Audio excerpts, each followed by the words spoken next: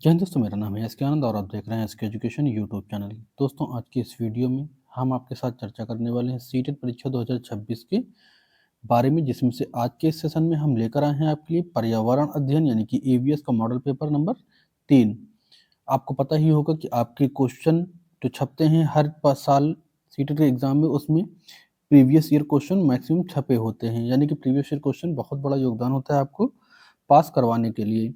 अगर previous year question नहीं छपा है तो उसके आधार पर नया क्वेश्चन उसी मेथड पर दिया जाता है, ठीक है। तो ये परीक्षा की दृष्टि से काफ़ी महत्वपूर्ण वीडियो होने वाली है, तो वीडियो में लास्ट तक बने रहिएगा और प्रत्येक प्रश्न का आंसर दीजिए आप नीचे कमेंट करिएगा, और वीडियो कैसी लगी वो भी आप ज़रूर बताइएगा। आपको अपनी राय नीचे कमेंट करनी होगी, वीडियो पसंद आई, नहीं आई, क्या कमियाँ रहीं, क्या सही लगा, वो चीज़ें आप लिखिएगा। और अन्य सब्जेक्ट के आप मॉडल पेपर देखना चाहते हैं और पेपर फर्स्ट और पेपर सेकंड में, तो चैनल को सब्सक्राइब करके जाके प्लेलिस्ट में आप देख सकते हैं। तो चलिए वीडियो में बढ़ते आगे और देखते हैं आज का पर्यावरण यानी कि ईवीएस का मॉडल पेपर 3। तो देखिए कौन सा है सीटेट का ईवीएस का मॉडल पेपर नंबर 3 है। आपको पता है कि जो पेपर फर्स्ट होता है उसमें सभी पार्ट जो होते हैं 30-30 नंबर के होते हैं, टोटल 5 पार्ट होते हैं और आपका प्रत्येक पार्ट 30 नंबर का कुल होता है, यानी कि 30 प्रश्न आपके ईवीएस में भी होते हैं। तो यहाँ पर हमने 2 भागों में आपका जो आपका मॉडल है, मॉडल पेपर वो हमने 2 भागों में लिया। पहले भाग में हमने एनसीईआरटी पर नोट्स पर, यानी कि कक्षा 3, 4, 5 की एनसीईआरटी बेस्ड जो क्वेश्चन होते हैं वो हैं। उसके बाद 15 नंबर तक आपके ये वाले होंगे एनसीईआरटी बेस्ड, और 16 नंबर से आपकी पेडागोजी स्टार्ट होगी, ठीक है। तो यहाँ पर पहला प्रश्न है, राजस्थान के ग्रामीण क्षेत्रों में लोग अपने घरों की दीवार बहुत मोटी और छतें कटीली झाड़ियाँ बनाते हैं, इसका मुख्य कारण क्या है? तो देखिए, हमने जब आपको घर से संबंधित चीज़ों को पढ़ाया था या फिर मैराथन जब हमने दी है, हमने टोटल ईवीएस की अलग-अलग करके 3 मैराथन दी हैं, ठीक है? आप उसमें से कोई एक मैराथन देख लीजिए, क्योंकि हर मैराथन में हमने जो है आपका पूरा एनसीईआरटी नोट्स जो है कक्षा 3 का, 4 का और 5 का, ठीक है? वो पूरा नोट्स जो है हमने उन वीडियोज़ में दिया है, अलग-अलग वीडियो में जो है पूरा-पूरा मैटर हमने दे रखा है, ठीक है? कोई 1.5 घंटे की वीडियो है तो कोई सवा घंटे की वीडियो, तो कोई भी आप देख लीजिएगा उसमें। और स्पेशल हमने घर की वीडियो अलग से पढ़ाई है। एक वीडियो हमने डाली थी, घरों से संबंधित कौन-सा घर कहाँ पर बनाया जाता है। तो यहाँ पर राजस्थान के घर के बारे में क्वेश्चन पूछा है कि जो राजस्थान के घर होते हैं उसमें दीवारें बहुत मोटी बनाई जाती हैं, और जो है जो झाड़ियों से उनका छत बनी होती है, यानी कि जो आपका मान लो घर है तो ये दीवारें जो होती हैं ये काफ़ी मोटी होती हैं, और जो ये छत होती है ये छत काफ़ी यहाँ पर कटीली झाड़ियों से बनी हुई होती है। तो ऐसा क्यों होता है? तो चलिए यहाँ पर हम देखते हैं आपका कुछ ऑप्शंस इसके। जैसे पहला ऑप्शन दे रखा है कि यह पारंपरिक तरीका है। ऑप्शन बी कह रहा है यह घर को सुंदर बनाता है। ऑप्शन सी, मोटी दीवारें गर्म को अंदर की ओर आने से रोकती हैं, कटीली झाड़ियों से सुरक्षा देती हैं। फिर ऑप्शन डी कह रहा है यह निर्माण संबंधी कमी है। तो यह इसमें से कौन सा विकल्प सही हो जाएगा? तो देखिए यहाँ पर ऑप्शन आपका कौन सा सही हो जाएगा? Option C. जितने लोगों ने आप लोगों ने अपने एनसीईआरटी नोट्स पढ़ी होगी उन सबको पता है कि जो राजस्थान में मोटी दीवारें इसलिए घर की होती हैं कि जो वहाँ अत्यधिक गर्मी होती है, और अत्यधिक गर्मी को रोकने के लिए दीवारों को, मिट्टी की दीवारों को मोटा करके बनाया जाता है, और झाड़ियाँ इसलिए छत पर डाली जाती हैं क्योंकि जो ऊष्मा होती है सूर्य की रोशनी या सूर्य की गर्मी, वो नीचे तक आने में थोड़ा-सा रुकावट हो कटीली झाड़ियों से, तो इसलिए ऑप्शन सी आपका करेक्ट हो जाएगा। नेक्स्ट क्वेश्चन है, चींटियों के बारे में निम्नलिखित में से कौन-सा कथन सही नहीं है? तो जब ऐसा पूछा करे कि सही नहीं है, तो आप सीधा से इसको किया करिए अंडरलाइन, ठीक है?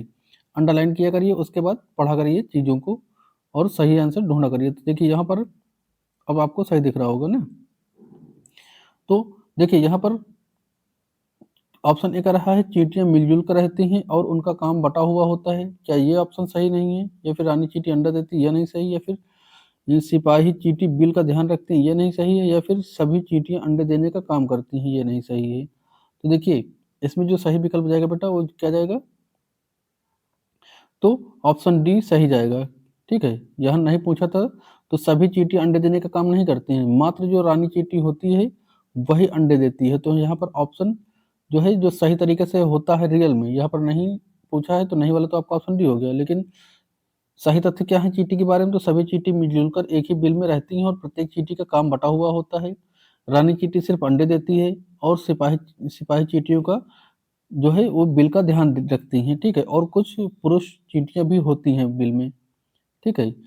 और चाहे आपका चींटियों के बारे में कहे, चाहे मधुमक्खी के बारे में कहे, या जो दीमक होता है उसके बारे में कहे, ये सभी एक जैसे ही एक ही जगत के प्राणी हैं और सबका एज इट इज एक ही चीज, एक ही जैसा रहन सहन होता है, तो इस चीज का ध्यान रखेंगे। नेक्स्ट क्वेश्चन, निम्नलिखित में से कौन सा समूह खाद्य पदार्थ के संरक्षण के सही तरीके को दर्शाता है? ठीक है, तो सही तरीके से संरक्षण को कौन सा दर्शाता है? क्या जो है दूध को उबालना, हरा धनिया को गीले कपड़े में लपेटना, ये संरक्षण सही है? या फिर जो है ऑप्शन बी कह रहा है कि पके हुए चावल खुले में रखना और प्याज को धूप में सुखाना, या फिर ऑप्शन सी कह रहा है आलू फ्रिज में रखना, टमाटर नमक लगाकर रखना, या फिर ऑप्शन डी कह रहा है दूध खुले में रखना और मांस पानी में रखना। तो देखिए, हमने जब आपको भोजन का संरक्षण के बारे में पढ़ाया था तो वहाँ पर क्या पढ़ाया था? वहाँ पर हमने बताया था कि जो जो दूध हो उसको उबाल कर रखिए, हरे धनिया को गीले कपड़े में लपेट के रखिए, ठीक है?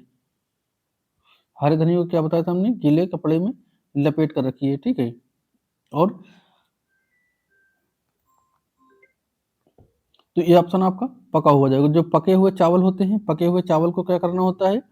उसको एक बड़े पात्र में, जो मान लो बड़ा पात्र है उसमें पानी भरिए, ठीक है? पानी भरा हुआ हो और छोटे पात्र में उसको यहाँ चावल इसमें रख दीजिए, तो ये संरक्षित हो जाएगा। और जो प्याज होता है, प्याज और लहसुन, उसको किसी जो है किसी सूखे स्थान पर नमी से दूर रखा जाता है। तो इस तरह से आप जो खाद्य पदार्थों को संरक्षित कर सकते हैं, ठीक है?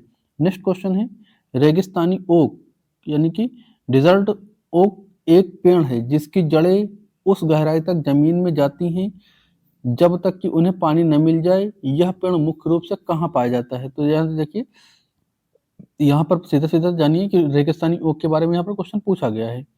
तो देखिए, जो रेगिस्तानी ओक होता है, ये पेड़ होता है। रेगिस्तानी ओक का पेड़ जो होता है, जैसे ये मान लो कोई वृक्ष है, ठीक है? क्या है? ये वृक्ष है रेगिस्तानी ओक का, ठीक है?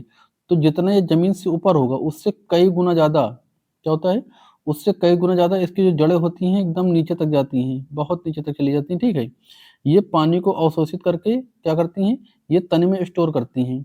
और जो वहाँ के लोग होते हैं, वहाँ पानी जल्दी नहीं मिलता है रेगिस्तानी इलाकों में, तो यहाँ से पाइप डाल करके बाहर रखते हैं और यही इसी पाइप से जो है ये पीते हैं इस पानी को, ठीक है? ये तने में पानी संरक्षित करता है पेड़। तो ये पेड़ कहाँ पाया जाता है? क्या राजस्थान में पाया जाता है, अबू धाबी में, ऑस्ट्रेलिया में, फिर मिज़ोरम में?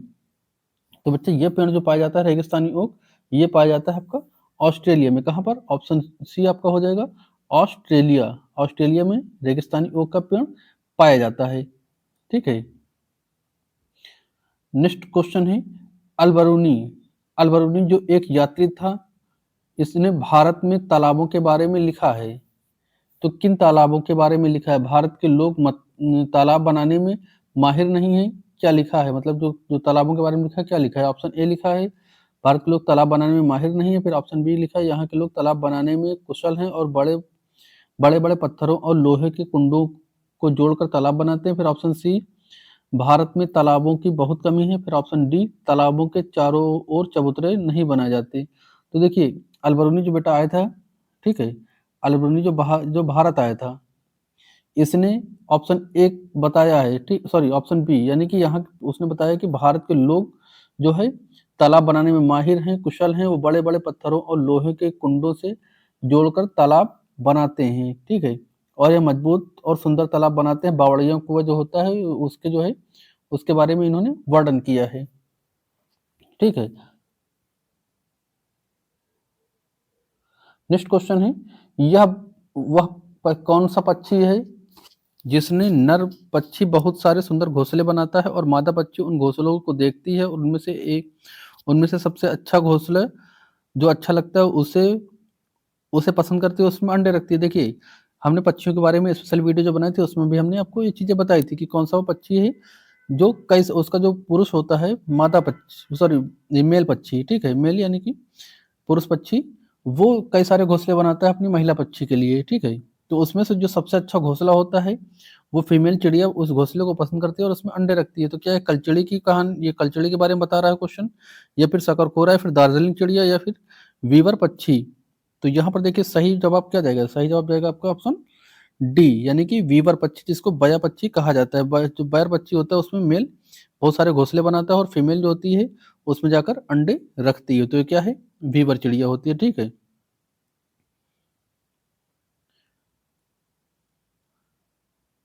और दार्जिलिंग चिड़िया क्या करती है? दार्जिलिंग चिड़िया, ठीक है, दार्जिलिंग चिड़िया जो है, दार्जिलिंग शकरखोरा और कलचिड़ी के बारे में आप बताइए। नेक्स्ट क्वेश्चन, बाघों के बारे में निम्नलिखित में से कौन सा कथन सही है? तो इसमें से कौन सा कथन सही होगा? बाघ की मूछें उसे हवा में हुए कंपन को भांपने में मदद करती हैं, क्या ये सही है? या फिर बाघ अंधेरे में हमसे 6 गुना बेहतर देखता है, यह सही है? या फिर बाघ का गुर्राना 3 किलोमीटर दूर तक सुनाया जा सकता है, ये सही है? फिर उपरोक्त सभी? तो देखिए यहाँ पर जो चीजें दी गई हैं बाघ के बारे में वो सभी सही होंगी, ठीक है। प्रत्येक चीजें यहाँ पर सही है। की जो बाघ की जो मूछें होती हैं उसमें हवा में हुए कंपन और शिकार के द्वारा जो हवा होती है उसमें उसमें दोनों को अंतर को पहचानती है, यानी कि ये भी आपका सही हो जाएगा। बाघ अंधेरे में हमसे 6 गुना देख सकते हैं, 6 गुना ज्यादा हमसे देखते हैं, ये भी कथन आपका सही है।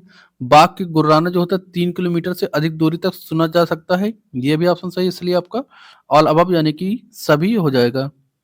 नेक्स्ट क्वेश्चन है, मधुबनी के बारे में सही कथन चुनिए। तो मधुबनी के बारे में कथन कौन सा सही है? ऑप्शन ए कह रहा है कि यह चित्रकला बिहार राज्य से संबंधित है। ऑप्शन बी कह रहा है इन चित्रों को बनाने में पिसे हुए चावल घोल रंग मिलाकर प्रयोग किया जाता है। ऑप्शन सी कह रहा है कि इन चित्रों में इंसान, जानवर, पेड़, पक्षी आदि के फूल जो चित्र बनाए जाते हैं। फिर ऑप्शन डी कह रहा है उपरोक्त सभी। तो देखिए यहाँ पर आपके सभी ऑप्शन सही है, यानी कि ऑप्शन डी आपका सही हो जाएगा, ठीक है। जो मधुबनी होती है, मधुबनी चित्रकला, ये बिहार राज्य से संबंधित है, ठीक है।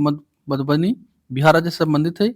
और इस जो चित्र बनाया जाता है इसमें जो प्रिंटिंग की जाती है उसमें पिसे हुए चावल होते हैं, पिसे हुए चावल और जो प्राकृतिक रंग होते हैं, ठीक है, उन चीज़ों का प्रयोग किया जाता है। और इन जो इससे चित्र बनाए जाते हैं उसमें इंसान के, जानवर के, पेड़ के, पौधों के, पक्षी आदि के चित्र, मछली आदि के चित्र बनाए जाते हैं। तो यहाँ पर सारे विकल्प सही है, नहीं कि ऑप्शन डी आपका सही हो जाएगा। नेक्स्ट क्वेश्चन, नीचे दिए गए खाद्य पदार्थों में किस समूह में जड़ खाई जाती है? तो देखिए जड़ इनमें से कौन सी की चीज की खाई जाती है? क्या आलू की, अदरक की, हल्दी की खाई जाती है, फिर गाजर, मूली, शकरकंद की खाई जाती है, फिर प्याज, लहसुन, अदरक की खाई जाती है, या फिर शकरकंद, आलू, अरबी की खाई जाती है? तो यहाँ पर आपसे जड़ के बारे में पूछा, किस चीज के बारे में? जड़ यानी रूट के बारे में पूछा है कि कौन सी चीज खाई जाती है। तो आप जब क्वेश्चन सॉल्व करिएगा बेटा तो इस चीज का ध्यान रखिएगा कि जड़ के बारे में और तना के बारे में, दोनों चीजों के बारे में ध्यान रखिएगा, ठीक है। तो कौन सा आलू, आप ऑप्शन हो गए हैं, ऑप्शन ए आलू, अदरक, हल्दी, ऑप्शन बी गाजर, मूली, शकरकंद, ऑप्शन सी प्याज, लहसुन, अदरक, ऑप्शन डी शकरकंद, आलू, अरबी, ठीक है। तो यहाँ पर जड़ के बारे में पूछा था तो जड़ आपका ऑप्शन बी सही हो जाएगा, यानी कि गाजर, मूली, शकरकंद ये सभी क्या होती हैं? जड़ होती हैं। जब भी आपको आलू मिले, अदरक मिले, हल्दी मिले तो ये सभी तना खाई जाती है। ये क्या है? ये तना इनके खाई जाते हैं, ठीक है, तना खाई जाती हैं। प्याज का क्या खाया जाता है? प्याज का भी, प्याज, लहसुन, अदरक का भी तना खाया जाता है, ठीक है। शकलकंदी का भी, सॉरी शकलकंद नहीं, आलू का तना खाया जाता है, ठीक है। तो यहाँ पर ग्रुप पूछा था तो गाजर, मूली, शकलकंद जो होता है ये आपका जड़ का होता है। आलू, अदरक, हल्दी जो होती है ये आपका तना होता है। नेक्स्ट है, वास्को डी गामा नामक यात्री भारत कहाँ से आया था? तो वास्को डी गामा जो था ये भारत कहाँ से आया था? क्या पुर्तगाल से आया था, या फिर स्पेन से, या इंग्लैंड से, या फिर फ्रांस से? तो वास्को डी गामा भारत कहाँ से आया और कब आया? तो वास्को डी गामा पुर्तगाली नाविक था और ये खोजकर्ता भी था, ठीक है। और यह 1498 में कब आया? 1498 में भारत के समुद्र रास्ते से भारत के कालीकट यानी केरल के कालीकट स्थान पर पहुंचा था। और यह कहाँ से आया था? पुर्तगाल से आया था। ऑप्शन ए यहाँ पर आपका करेक्ट हो जाएगा, ठीक है। नेक्स्ट क्वेश्चन है आपका 11 नंबर, कह रहा है स्लॉथ के बारे में निम्नलिखित में से कौन सा कथन सही है? तो स्लॉथ के बारे में हमने बहुत अच्छे से आपको पढ़ा रखा है। ऑप्शन ए कह रहा है यह बहुत फुर्तीला जानवर है, क्या यह सही है? या फिर यह दिन में लगभग 17 घंटे पेड़ पर उल्टा लटक कर सोता है, ये सही? या फिर यह एक मांसी जानवर है, मांसाहारी? या फिर यह पूरे जीवन काल में केवल जो है पेड़ पर ही रहता है, केवल एक पेड़ पर रहता है, आपको यह पूछा है।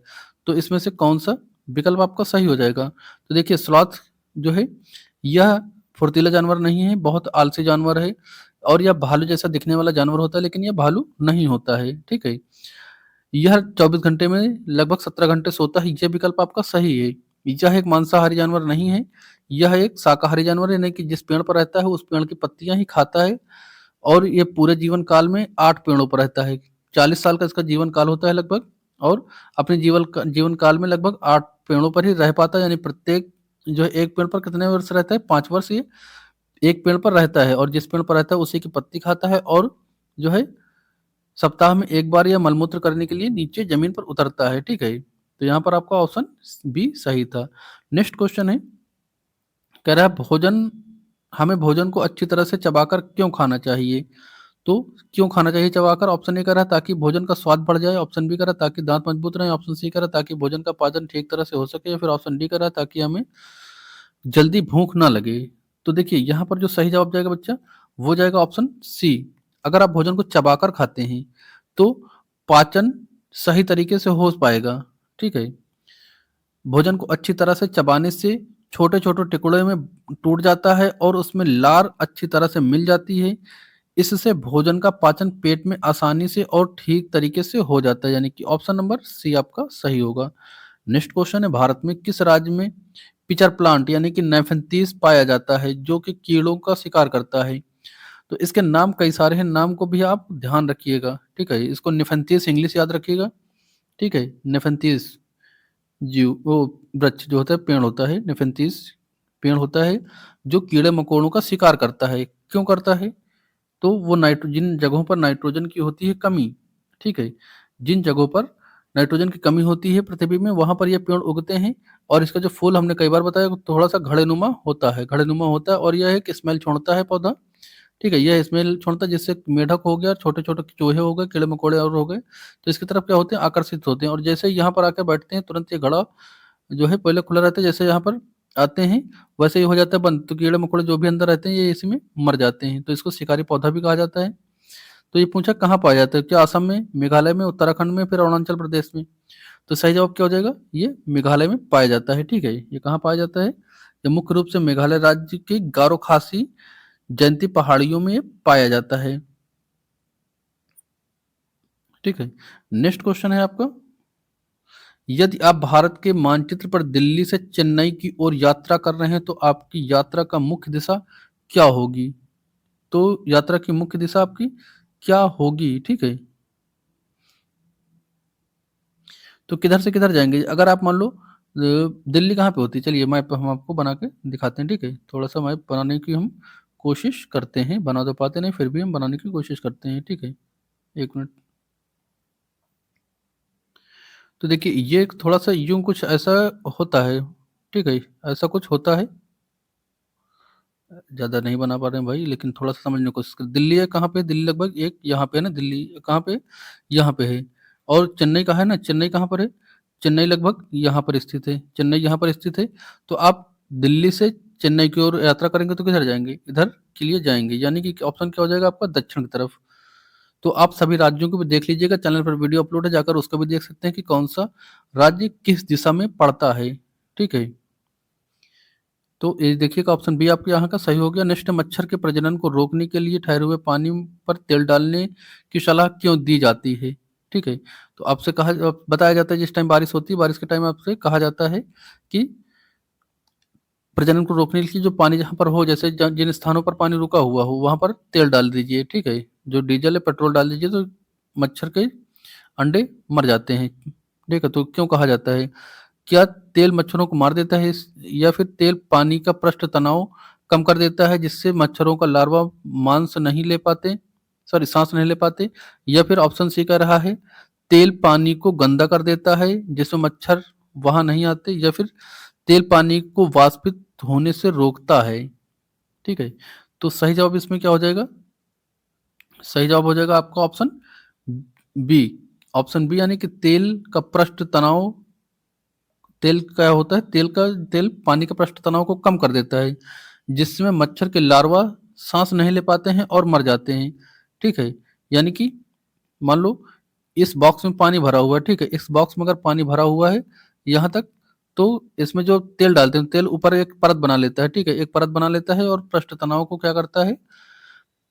पृष्ठ तनाव इसका कम कर देता है, जिसमें जो मच्छर के लार्वा यहाँ पर होते हैं, ये सांस नहीं ले पाते और लार्वा सांस न लेने के कारण ये मर जाते हैं। ठीक है, अब यहाँ से शुरू होता है आपका पैडागॉजी का, यानी कि 15 क्वेश्चन आपके कंटेंट के हो चुके हैं। यहाँ से शुरू होता है आपका पैडागॉजी। तो पैडागॉजी का पहला क्वेश्चन है कि राष्ट्रीय पाठ्यचर्या की रूपरेखा यानी कि एनसीएफ 2005 के अनुसार प्राथमिक स्तर पर पर्यावरण अध्ययन का मुख्य उद्देश्य कैसा होना चाहिए?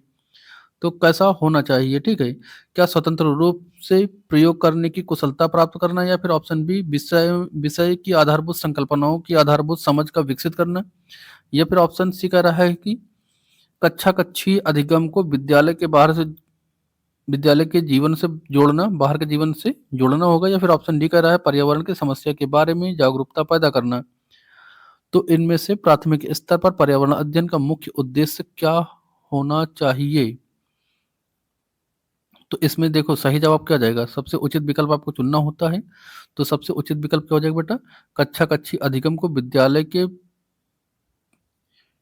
के बाहर के जीवन से जोड़ना होता है आपका। ठीक है, तो ऑप्शन सी यहाँ पर आपका करेक्ट हो जाएगा। ठीक है, यहाँ पर और भी क्वेश्चन, इस क्वेश्चन के आंसर आपको सही लग रहे होंगे, लेकिन आपका सबसे सटीक यही हो जाएगा, क्योंकि आपसे सीधा पूछता है कि सबसे उचित विकल्प आपको बताना है, तो सबसे उचित विकल्प यही था। नेक्स्ट क्वेश्चन है, ईवीएस की कक्षा में एक शिक्षक की भूमिका कैसी होनी चाहिए या क्या होनी चाहिए? तो एकमात्र ज्ञान का स्रोत होता है, ऑप्शन ए कह रहा है, बी कह रहा है, या अनुशासन करता होता है, ऑप्शन सी कह रहा है कि ये सुगम करता जो बच्चों को ज्ञान का निर्माण करने में मदद करता है, फिर ऑप्शन डी कह रहा है केवल पाठ्य पुस्तक पढ़ाने वाला। तो देखिए एनसीएफ 2005 क्या कहता है कि शिक्षक एक जो है वो सुगम करता या सहयोगी होना चाहिए। ठीक है, तो ऑप्शन यहाँ पर सी आपका करेक्ट हो जाएगा। जो शिक्षक होनी चाहिए उसकी भूमिका एक सुगमकर्ता के रूप में होनी चाहिए, जिसमें बच्चे ज्ञान का निर्माण में मदद मिल सके, यानी कि एक ऐसा एनवायरनमेंट देने होता है अध्यापक को जिसमें बच्चा सीख सके, बच्चे अपने अनुभव जो है अपने अनुभव बता सके और अपने क्वेश्चन को पुट अप कर सके, अपने क्वेश्चन को पूछ सके। तो ऑप्शन सी यहाँ पर करेक्ट हो जाएगा। नेक्स्ट क्वेश्चन है, पर्यावरण अध्ययन में हस्तपरक क्रियाओं का क्या महत्व है? तो हस्तपरक जो क्रियाएं होती हैं, यानी बच्चे जो करके सीखता है उसका क्या महत्व होता है? तो क्या ऑप्शन ए कह रहा है कि यह बच्चों को व्यस्त रखने की एक अच्छा तरीका है, या फिर ऑप्शन बी कह रहा है बच्चों में कौशल का विकास करता है, उन्हें स्वयं करने सीखने में अवसर देता है, या फिर ऑप्शन सी कह रहा है कि यह शिक्षक का काम आसान बनाता है, फिर ऑप्शन डी रहा है केवल विज्ञान के विषयों में क्यों महत्वपूर्ण है। तो देखिए आप जब भी पैडागॉजी सॉल्व करते हैं तो हमने आपको कई बार बताया है कि आप जो शब्दावलियां हैं सीटेट की, ठीक है, पॉजिटिव और निगेटिव, नकारात्मक और सकारात्मक, तो उन शब्दावलियों को ध्यान में रखिए। निगेटिव शब्दावलियों में जो केवल मात्र होता है, परीक्षा प्रणाली होती है, अंकों की होड़ होती है, पास फेल करना होता है, अधिक अभ्यास कराना होता है, या फिर गृह कार्य देना होता है, ये सभी क्या होते हैं, निगेटिव होते हैं। पेडागोजी सॉल्व करते समय आप इस बात का ध्यान दीजिए, बच्चे को किसी भी प्रकार का कष्ट नहीं होना चाहिए। अगर बच्चे को आपने किसी विकल्प में कष्ट दिया आंसर देने में, तो सीधा एग्जामिनर आपके नंबर कट करेगा। इस बात का ध्यान रखिएगा, तो बच्चे को किसी प्रकार की समस्या ना हो। बच्चा ज़्यादा से ज़्यादा अपने हाथ से करके सीखे, इस बात का ध्यान देना, अपने अनुभव बता सके। हर अनुभव का, हर बच्चे के हर एक चीज़ का आप सम्मान करेंगे, ये चीज़ों को ध्यान रखिएगा। ठीक है, तो जो आपका हस्तपरक क्रियाकलाप होते हैं, इससे बच्चे का क्या होता है, बच्चों में कौशल का विकास करता है और उन्हें स्वयं करने के सीखने का अवसर प्रदान करता है। जहाँ पर अवसर मिल जाए, ये सभी शब्दावलियाँ हमेशा सकारात्मक होती हैं। हमने शब्दावलियों के बारे में आपको कई बार वीडियो में बताया है, स्पेशल वीडियो भी डाल रखी है हमने, जाकर आप उन्हें देख सकते हैं। यहाँ सकारात्मक नकारात्मक बताएंगे तो वीडियो काफ़ी लंबी हो जाएगी, इसलिए यहाँ पर सिर्फ और सिर्फ क्वेश्चनों को सॉल्व करेंगे। ठीक है, नेक्स्ट क्वेश्चन है, ईवीएस में आकलन का प्राथमिक उद्देश्य क्या है? तो प्राथमिक उद्देश्य के बारे में पूछा गया, तो क्या होता है, क्या बच्चों को पास फेल करना? तो हमने हमें अभी तुरंत बताया था कि पास फेल करना उद्देश्य नहीं होता है, निगेटिव टैग वर्ड है, खत्म करेंगे इसे। रटने की क्षमता विकसित करना, तो रटना एक निगेटिव टैग वर्ड अभी हमने बताया, इसको कट करेंगे। सीखने की प्रक्रिया में सुधार करना और बच्चों की प्रगति को समझाना, तो ये आपका सटीक जवाब हो जाएगा। जो आकलन होता है, असेसमेंट का प्राथमिक उद्देश्य होता है, ये सीखने की प्रक्रिया में सुधार करना और बच्चों की प्रगति को समझना होता है। ऑप्शन सी यहाँ पर सही हो जाएगा। अगर कभी भी आपको किसी क्वेश्चन का आंसर ना पता हो और क्वेश्चन भी समझ में ना आ रहा हो, तो सीधा आप एनिमेशन मेथड का प्रयोग करिए, आंसर खुद ब खुद निकल कर आएगा। एनिमेशन मेथड क्या होता है, हमने कई बार बताया और आपने और जगह से भी पढ़ा होगा, आपको जानकारी में होगा कि एनिमेशन मेथड वो होता है कि जिसमें निगेटिव और पॉजिटिव टैग वर्ड्स की सहायता से आप निगेटिव विकल्प को कट करिए, जो सही विकल्प होगा क्वेश्चन का आंसर वो ऑटोमेटिक निकल कर आ जाएगा। तो यहाँ पर क्वेश्चन है कि ईवीएस पाठ्यपुस्तक में पहेलियाँ और कहानियों को शामिल करने का उद्देश्य क्या है? तो क्या विद्यार्थियों की आलोचनात्मक चिंतन की क्षमता का विकास करना, या फिर विद्यार्थियों को मनोरंजन करना, या फिर पाठ्यपुस्तक को रोचक बनाना, या फिर विद्यार्थियों को भ्रमित करना? तो देखिए यहाँ पर क्वेश्चन भले कभी भी एक हो सकता है, लेकिन कभी-कभी उसके आंसर जो हैं, यानी कि आपके जो विकल्प होते हैं, इनको चेंज करके दे देता है। तो देखिए जो पाठ्य पुस्तक होते हैं, इनके द्वारा बच्चे क्या करते हैं, उनकी क्षमता का विकास होता है, तार्किक क्षमता उनकी डेवलप होती है। तो ऑप्शन ए आप यहाँ पर आपका करेक्ट हो जाएगा। विद्यार्थी के मनोरंजन के लिए कभी कोई चीज़ नहीं पढ़ाई जाती, रोचकता के लिए कभी कुछ नहीं होता, भ्रमित करना कोई उद्देश्य नहीं होता। आपका ऑप्शन ए आपका करेक्ट हो जाएगा। ठीक है? नेक्स्ट क्वेश्चन है, एक समय से कक्षा में जहां विभिन्न पृष्ठभूमि के बच्चे हैं, एक ईवीएस शिक्षकों को क्या करना चाहिए? तो देखिए ईवीएस को जो ईवीएस के जो एग्जाम का जो टीचर होगा, जो समय से कक्षा का टीचर होगा, वो जो है सभी बच्चों का ध्यान रखेगा। जो बच्चा जिस तरह से सीख रहा हो, जो जिसकी जिस तरह से जरूरत हो, तो हर बच्चे की जरूरत के हिसाब से उसको सिखाएगा। यानी कि दृष्टिबाधित बालक जो होगा, उसको जैसे ब्रेन लिपि होगा स्पर्श करने वाली, और जो है सुनने वाली चीज़ टीएलएम के थ्रू पढ़ाएगा। अगर कोई श्रवणबाधित है तो उसको द्रव जो देखने वाली चीज़ें होंगी उससे उससे जो है पढ़ाएगा, ठीक है? अगर कोई दिव्यांग बालक है जिसको और भी समस्याएँ हैं, तो हर चीज़ों को ध्यान में रखते हुए, ठीक है, उन टीएलएम के अनुसार पढ़ाएगा। तो यहाँ ईवीएस कक्षा में एक शिक्षक की भूमिका क्या होगी? क्या सभी बच्चों के लिए एक ही तरह की शिक्षण विधि अपनाई जानी चाहिए? तो नहीं, सभी तरह के बच्चों के लिए एक ही शिक्षण विधि आप कैसे अपनाएँगे? जैसे आप कोई किसी की श्रवण क्षमता प्रॉब्लम कर रही है, किसी को दृश्य देखने में प्रॉब्लम है, ठीक है? तो सबके लिए एक जैसे तो नहीं कर पाएँगे, सबके लिए अलग-अलग व्यवस्था होगी ना, यानी कि टीएलएम अलग-अलग होगी, शिक्षण विधि अलग-अलग आप अपनाएँगे। ऑप्शन बी कह रहा है कि विविध प्रकार के उदाहरणों और शिक्षण प्रणालियों का उपयोग करना चाहिए, जो सभी बच्चों को संस्कृति से जुड़ी हों। तो बिल्कुल आप जो है ये चीज़ अपना सकते हैं, अभी हमने जो बताया था वही यहीं पर अप्लाई हो रहा है, यानी विविध प्रकार के उदाहरण और शिक्षण सामग्रियों का प्रयोग करिए, यानी कि अलग-अलग जिस तरह जो बच्चा जिस तरह से सीख सक रहा हो, दृश्य मतलब देखने वाले जो मतलब जिनको श्रवण संबंधी समस्या हो, उनके लिए अलग व्यवस्था, जैसे कि आपका जो ऑडियो के द्वारा, ठीक है?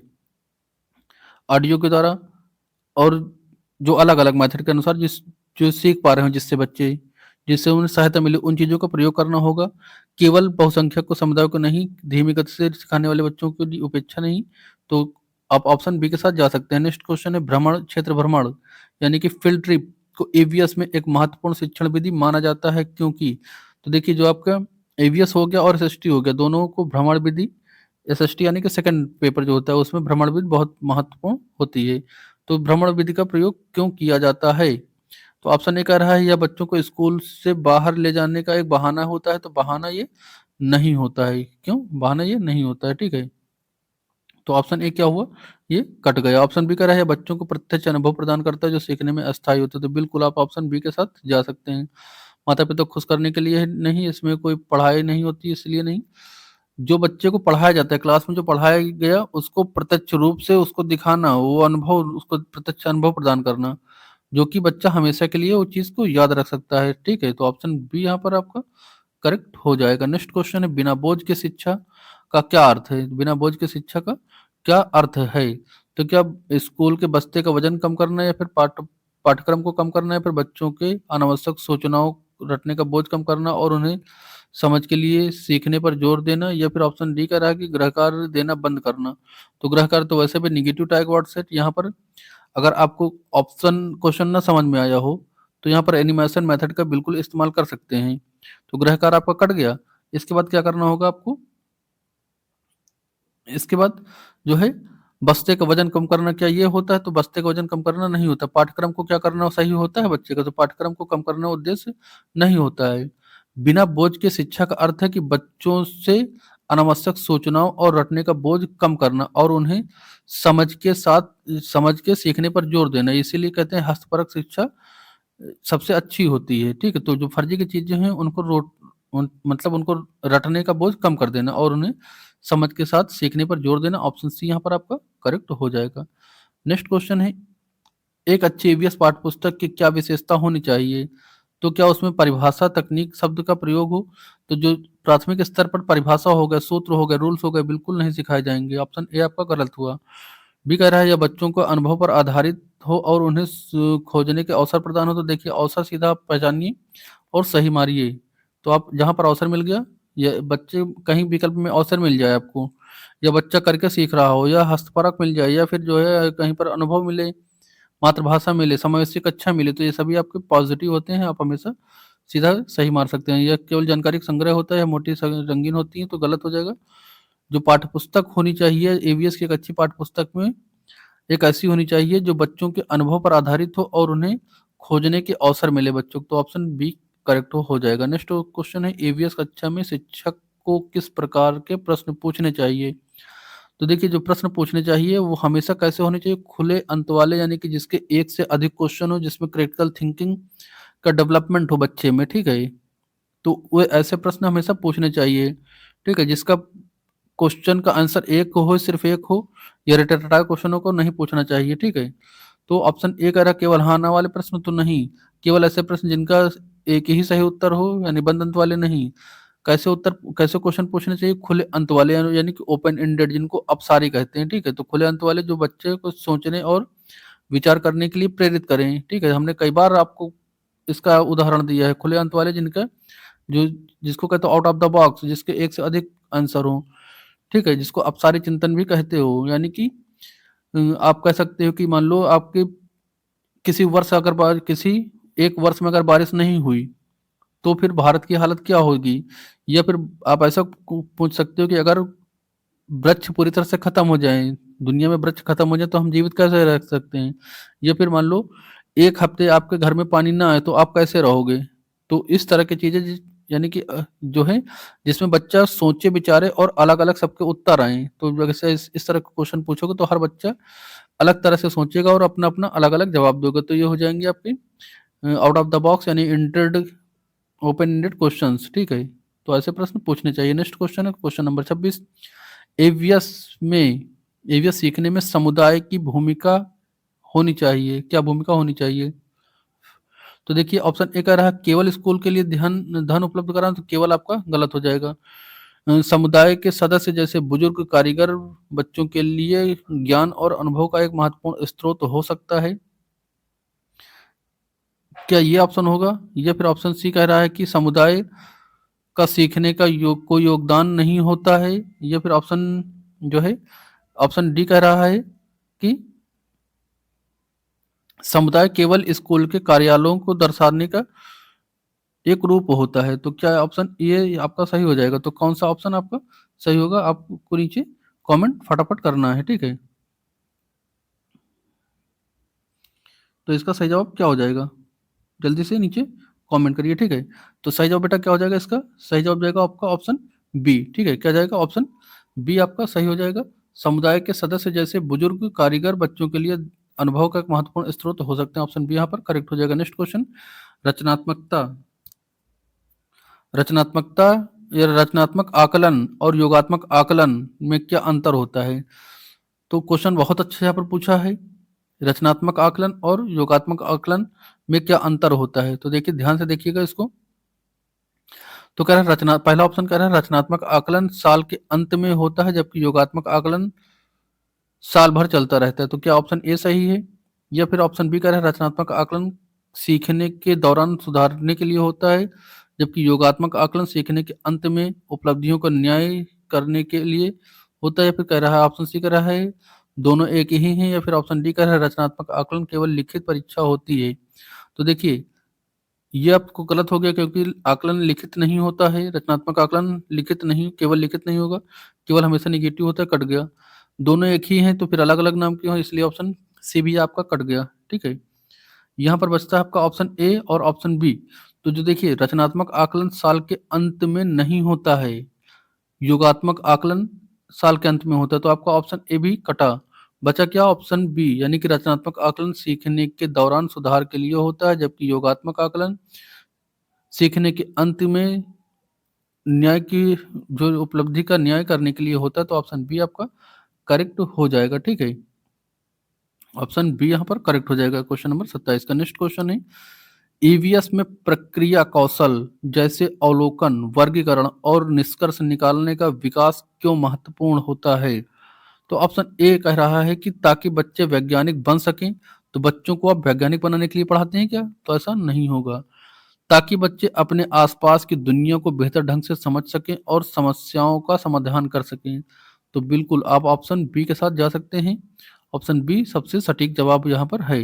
नेक्स्ट क्वेश्चन है, कह रहा है कि ईवीएस में लिंग संवेदनशीलता यानी जेंडर सेंसिटिविटी जैसे मुद्दों को कैसे संबोधित किया जाना चाहिए? तो ऑप्शन ए कह रहा है मुद्दों पर बात करने से बचना चाहिए। तो बिल्कुल ऐसा नहीं कर सकते। अगर संवेदनशीलता बढ़ानी है, यानी कि बच्चों में जो जेंडर रूढ़िवादिता उसको खत्म करना है, तो बच्चों से मुद्दे पर बात करने से बचना नहीं चाहिए, इस पर चर्चा करनी चाहिए। और कह रहा है इस पर उपदेश देना चाहिए। तो उपदेश देने से कुछ नहीं होगा। चर्चा, ऑप्शन सी कह रहा है चर्चा, कहानियों और वास्तविक जीवन के उदाहरणों के माध्यम से इन मुद्दों के प्रति संवेदनशील बनाना चाहिए। तो यहाँ पर देखिए ऑप्शन सी आपका करेक्ट हो जाएगा। जब भी संवेदनशील बनाना हो बच्चों को, रूढ़िवादिता को खत्म करना हो, तो कहानी के द्वारा कहानी के द्वारा या फिर चर्चा के द्वारा जीवन के ऐसे उदाहरण दीजिए जहाँ पर जो है फीमेल को पैसा कमाने, सरकार नौकरी करना या फिर इंजीनियर, डॉक्टर बनना, पायलट बनाना, और पुरुषों को जो है घर के कामकाज करने के लिए उदाहरण दीजिए। ठीक है, यानी कि रूढ़िवादिता का अपोजिट जो सामान्य जीवन काल में चल रहा हो उसका अपोजिट दीजिए इनको उदाहरण, तब बच्चों को जो है जेंडर रूढ़िवादिता समझ में आएगी। ऑप्शन सी के साथ आप जा सकते हैं। ठीक है, आज की वीडियो का लास्ट क्वेश्चन, प्राथमिक स्तर पर ईवीएस कक्षा का अंतिम लक्ष्य क्या है? तो क्या बच्चों को पर्यावरण वैज्ञानिक बनाना? तो हमने हमेशा आपसे कहा वैज्ञानिक बनाना नहीं होता है, बच्चों को पर्यावरण के मुद्दों के प्रति जागरूक और जिम्मेदार नागरिक बनाना। ऑप्शन बी कह रहा है, सी कह रहा है केवल परीक्षा पास करना। तो केवल परीक्षा पास करना नहीं होगा। और ऑप्शन डी कह रहा है सभी पेड़ पौधों का नाम याद करना। तो नाम याद करना, रटना नहीं होगा। ऑप्शन बी यहाँ पर करेक्ट हो जाएगा। प्राथमिक स्तर पर ईवीएस का अंतिम लक्ष्य बच्चों को पर्यावरण के मुद्दों के प्रति जागरूक और जिम्मेदार नागरिक बनाना होता है। ये थे टोटल आपके 30 ईवीएस के प्रश्न। आप ये बताएं कि टोटल कितने सही विकल्प आपने 30 में से दिए हैं, कितने सही उत्तर दिए वो भी बताएं। और आपको ये वीडियो कैसी लगी, जानकारी कैसी लगी, आप ये भी कमेंट जरूर बताइए कमेंट में। ठीक है, वीडियो पसंद आई, नहीं आई, क्यों नहीं आई, और क्या चीज़ सही लगी, अगर लगी तो ये चीज़ें आप नीचे कमेंट करिए। और वीडियो पसंद आई तो इसको लाइक और शेयर जरूर करिएगा। और अन्य मॉडल पेपर देखने के लिए चैनल को सब्सक्राइब करिए। मिलते हैं नेक्स्ट मॉडल पेपर के साथ, तब तक के लिए जय हिंद।